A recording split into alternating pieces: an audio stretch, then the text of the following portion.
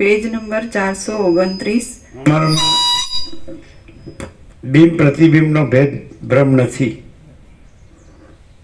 એટલે અમે પરમાત્મા છીએ અને આ આખું દ્રશ્ય અમારું પ્રતિબિંબ છે એવું અમારામાં નથી. અમે બિંબ જ છીએ અને પ્રતિબિંબ નથી. સમજાય છે કે નહીં?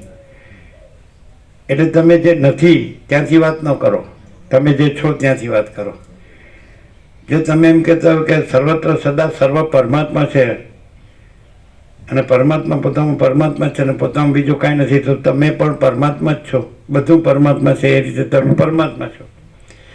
અને બધે પરમાત્મામાં પરમાત્મા છે ને બીજું કાંઈ નથી, તો તમે પરમાત્મા જ છો ને તમારામાં બીજું કાંઈ નથી, ત્યાંથી વાત કરો. બોલો કાંતિ પ્રભુ શું કહે છે?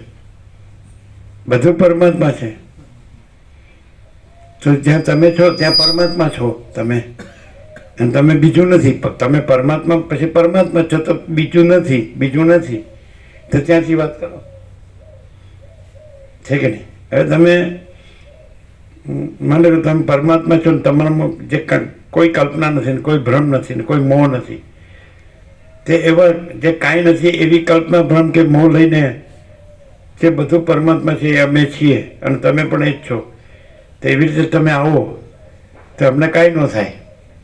કારણ કે કાંઈ નથી એવું છે, કાંઈ નથી એવી કલ્પના કે કાંઈ નથી એવો ભ્રમ કે કાંઈ નથી એવો મોહ કે કાંઈ નથી એવો અવિવેક અવિચાર કે કાંઈ નથી એવો અવિદ્યા જ્ઞાન માયા કે કાંઈ નથી એવા તર્ક સંશય શંકા કે કાંઈ નથી એવા વહેમ અને અંધશ્રદ્ધા, તો એ લઈને આવો. કદાચ તમારા પરમાત્મામાં એમ આપણે ધારીએ કે કાંઈ નથી એવી કલ્પના શક્તિ છે, એવી માયા શક્તિ છે, પણ એ કાંઈ નથી એવી, એટલે કાંઈ નથી.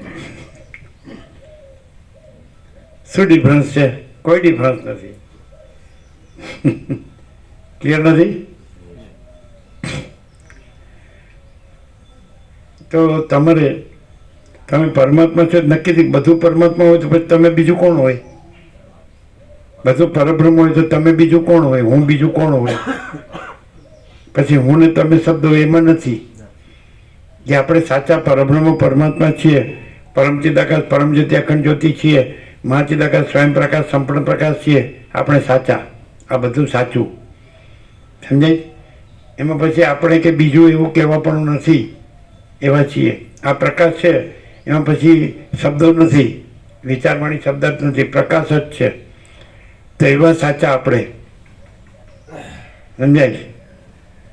તો આપણામાં જે કાંઈ નથી એવી ખોટી કલ્પના, એવો ખોટો ભ્રમ અને એવો ખોટો મોહ આપણે છીએ, તો શું પામશું? અને આપણે પોતે જ પ્રકાશ છીએ, સાચો પ્રકાશ છીએ, અનંત અખંડ ભેદ. તો આપણે શું પામવાનું છે? શું પામવાનું છે? કે પ્રસાદ આપી દો.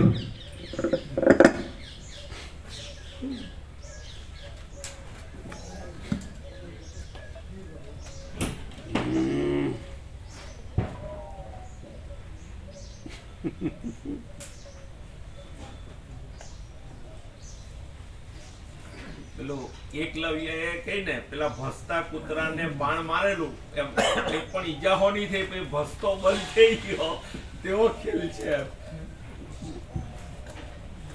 એટલે દ્રોણો વિચારમાં પડી ગયા કે આ કૂતરાની અંદર મોઢામાં આખા બાળનો બંધ ચાલ્યો ગયો ને કૂતરો ભસતો બંધ થઈ ગયો, એને કોઈ ઈજાહો નથી થઈ. 2 મિનિટમાં આવીએ. અમે આવીએ 2 મિનિટમાં. કેવા છે બધા? કેવા છે? આમાં લગાવો આપણે બાજુ.